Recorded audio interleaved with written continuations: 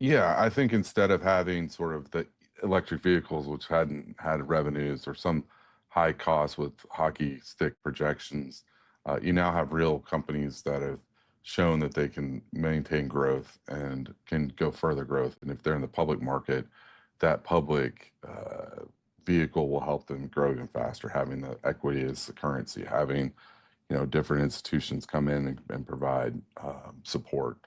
All of those are very helpful for those kind of companies. And so we're seeing that higher quality companies is the ones going public as opposed to just the ones that were, basically Excel spreadsheets saying they were going to do something. Now you've seen a lot, and we've had them on the show. Serial SPAC sponsors, they've come back multiple times, and they keep getting back into the game.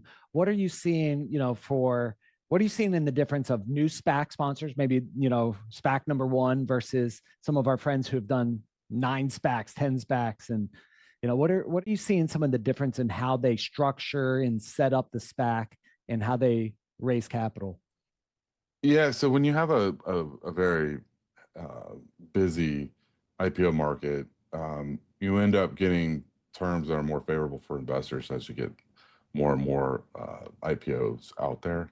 And so the newer ones are probably going to see the worst terms than the more 8, 9, 10 down the road because they've executed, people have seen their execution. It's like a private equity world when you have a fund one is not going to perform the same way like a fund five. So for instance, a fund or a SPAC 9 might have half a warrant and or a third a warrant and $10 per share, whereas a first time might have a right and a warrant, or that warrant may be a half or three quarters, something that's not as beneficial. So more costly, more difficult on the back end to get sort of that cap structure alignment.